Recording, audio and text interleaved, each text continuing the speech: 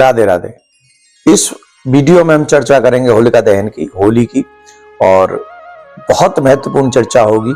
आप सभी इसको समझ ले कि समय कौन सा होगा, मुहूर्त क्या होगा, और होली का पूजन कैसे करना है, होली का पूजन करने के बाद में कितनी परिक्रमाएं देनी है, फिर वो होली के दूसरे दिन होलिका दहन के बाद जिसे धूरणी कहते हैं उसमें हमको क्या करना है, इन सब विषयों पे, मुहूर्त क्या होगा, समय क्या होगा, ये सब चर्चा हम लोग इस वीडियो में करेंगे। जैसे आपको मालूम है कि कई जगह पे लकड़ियां इकट्ठी की जाती हैं, गाय के गोबर के कंडे होते हैं, आदि आदि जो पुरानी चीजें होती हैं वो हम तैयार करते हैं।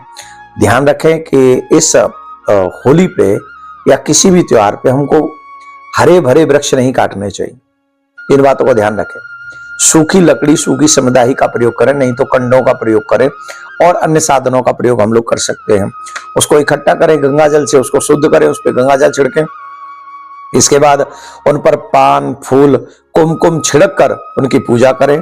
पूजा के लिए आपको मालूम है वस्तु माला, रोली, अक्षत, साबुत हल्दी की, गुलाल, नारियल, बतासे, गुड़ आदि का प्रयोग करें, जिससे आप होलिका का पूजन करें। याद रखें, जब आप होलिका मैया का पूजन कर रहे हो उस समय आपका मुख या तो पूर्व दिशा में हो या फिर उत्तर दिशा में होना चाहिए, इधर उधर ना हो। इस बात को ध्यान रखें। और होलिका में अग्नि के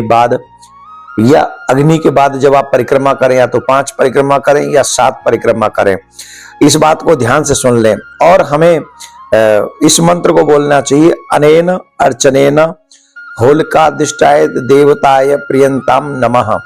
इस मंत्र का जाप करें, बोलते हुए पूजन करें, और होलिका की कम से कम 3 परिक्रमा जरूर करें। और 3 परिक्रमा करते समय हम लोग जल चढ़ाते हुए जाएं। जैसे जल से हम लोग गोवर्धन की परिक्रमा करते हैं ना, धारा परिक्रमा, वैसे ही होलिका की हमको ऐसे धारा परिक्रमा जल से करनी चाहिए।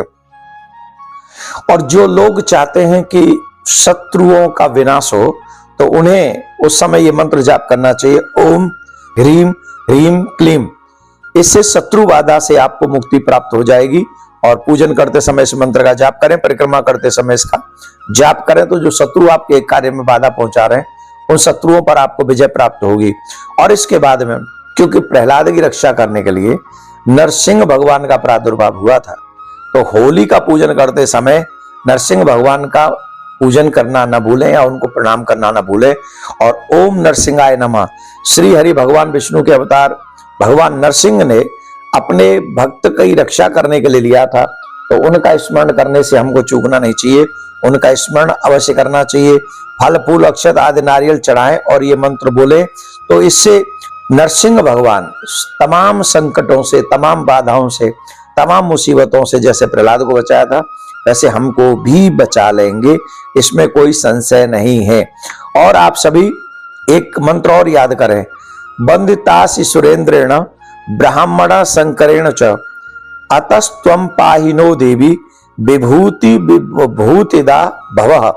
ये होलिका भस्म मंत्र जब आप दूसरे दिन इस मंत्र को याद कर लें, इस मंत्र को जब आप दूसरे दिन भस्म लेके आएंगे और भस्म को अपने माथे पे लगाएं, अपने कंठ पे लगाएं, अपने नाभि पे लगाएं, और उस भस्मी को अपने घर के सभी कोनों में एक बार छिड़क जरूर दें। अपने वर्क प्लेस पे भी छिड़क दें, अपने घर में छिड़क दें। तो इसको ऐसा करने से, घर के कोनों में इसको अगर हम छिड़क देंगे थोड़ी थोड़ी दूसरे दिन लाके भस्म को, तो इससे शरीर में लगाने से रोग समाप्त होते हैं, घर में लगाने से क्लेश समाप्त, घर में छिड़कने से क्लेश समाप्त होते हैं, और वर्क प्लेस पे लगाने से हमारे वर्क प्रोग्रेस करता है, हमारी तरक्की होती है। तो इस विभूति का बहुत बड़ा महात्मा है। लेकिन इसका मंत्र याद करें, बंदितासि सुरेंद्रेण ब्राह्मण संकरेण च अतस्त्वं पाहिनो देवी विभूति भूतिदा भवः।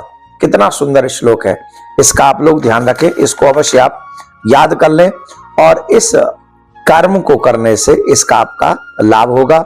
होली दूसरे दिन आप लेके आए, वो घर में अवश्य रखें। जिस बच्चे की शादी न हो रही हो, बच्चे की शादी न हो रही हो, उसके अंग पे, माथे पे अवश्य वो धूली ब्रजरज लगाए, मतलब ब्रजरजी कहेंगे हम तो, और आपके यहाँ जो रजबंती हो वो रज समझ के, प्रहलाद जी की चरण धूल समझ के, क्योंकि प्रहलाद जी को ही होलिका में जलाया गया था, लेकिन होलिका जल गई थी, प्रहलाद जी बच गए थे। ये भक्ति का प्रभाव था, ये आप सबको पता है। तो होली का त्योहार आप सबके लिए मंगलमय हो, आपके बच्चों के लिए मंगलमय हो। ये कुछ छोटी छोटी चीजें बताई, अगर आप इनका प्रयोग करेंगे तो संभवतः आपके जीवन में खुशहाली होगी। तंत्र मंत्र टोटका इन सब से बचें, लेकिन जो सनातनी व्यवहार है, जो सनातनी उपाय है, उनको आप कर सकते हैं। पर भाभी को कैसे कैसे गुलाल लगाएंगे, तिलक लगाएंगे। और जो अच्छी भाभी भी होगी वो पैरों में गुलाल लगवाएगी। देवर हो, देवर बेटा होता है।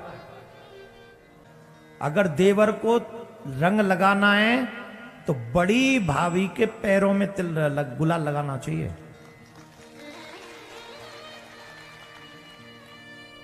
जो अच्छा देवर होगा वो भाभी के चरणों में गुलाल लगाएगा, और जो अच्छी भाभी भी होगी वो पैरों में गुलाल लगवाएगी।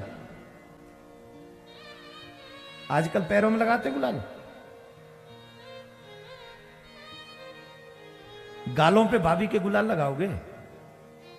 देवर हो, देवर बेटा होता है, लेकिन बेटे में भी और देवर में भी भेद होता है, याद रखना।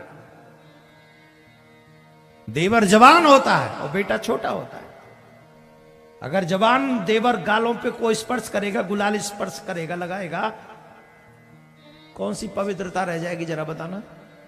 लक्ष्मण कहते हैं मैंने तो चरण निहारे हैं, देखे माता के कान नहीं। ये कब की बात है? जब सीता हरण हो गया। ध्यान से सुनना, जितने भी देवर बैठे हैं और जितनी भाभियां बैठी हैं, अगर हम मर्यादाओं का पालन नहीं करेंगे ना, आने वाली पीढ़ियां बर्बाद हो जाएंगी। देवी जो भाभी है वो सिर्फ सैरो शायरी और मजाक का विषय नहीं है, भोग पदार्थ नहीं है देवियां, जिस तरीके से आजकल प्रस्तुत किया जा रहा है।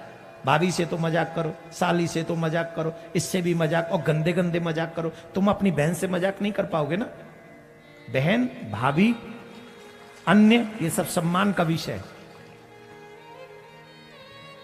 भाभी बहन से कम नहीं है, याद रखिए। सुनो ध्यान से। जिस समय सीताहरण हुआ, सुग्रीव के पास भगवान श्री राम पहुंचे। सीता जी ने कुछ वस्तुएं डाली थी अपने कान की, नाक की, उनको सुग्रीव लेके आए। बोले ये महाराज देखो, कुछ एक स्त्री फेंक के गई, शायद वो मां हो। तो राम जी पहचान गए कि ये वो ही है। पर कंफर्म करने के लिए लक्ष्मण से कहा, लक्ष्मण देखो ये तुम्हारी भाभी मां के ही कुंडल है ना कान के, ये तुम्हारी भाभी मां के ही कुंडल है। लक्ष्मण रो पड़े, उनकी आंखों में आंसू आ गया। भगवान बोले क्यों रोते हो? बोले प्रभु मुझे क्षमा करना, मैंने आज तक मां के मुख का दर्शन नहीं किया, आज तक नहीं देखा मैंने मुख। मैंने तो मात्र मां के चरण देखे हैं, मैंने तो चरण निहारे हैं, देखे माता के कान नहीं। मैं तो चरणों का सेवक हूं, कुंडल की कोई पहचान नहीं। ये है भाभी देवर का संबंध, ये है। क्या बना दिया है हमने, इतनी वासना हावी हो गई हम पे, किसी को नहीं छोड़ेंगे, घर के हर रिश्ते को बर्बाद कर देंगे। अरे क्यों मर रहे हो? ये गोबर को निकालो यहां से, ये वासना का गोबर है, तमाम रिश्तों को खा जाएगा ये वासना का गोबर। मानवता मर जाएगी, नहीं बचेगी मानवता। इतने मजाकिया बन गए हो। अरे यहां से बच जाओगे राक्षसों, वहां जाके जवाब देना पड़ेगा, यमराज के यहां जवाब देना पड़ेगा। गुलाल लगाया तूने अपनी मां को, और किस भावना से लगाया बता? तेरे अंदर बैठे थे हम, हमने देखा तू कैसे गुलाल लगा रहा था, और मैं तो सिर्फ यहां का नाम ले रहा हूं मेरे प्यारे, क्योंकि यहां की मर्यादा है, यहां की मर्यादा है बोलने की। कोई और नहीं आए हमारी सभ्यता को नष्ट करने, वो वासना, वो भरी कुपड़ी हमारे हृदय में, हमने अपनी भावनाओं को, रिश्तों को बर्बाद कर रहे। सिर्फ मजाक का विषय नहीं है। अरे गुलाल लगाओ ना, जैसे भैया के गाल पे तो नहीं लगाते, भैया के तो चरणों में लगाते हो, माथे पे लगाते हो। माथे पे तो वो सुहाग की बिंदी लगाती, तुम लगा नहीं सकते।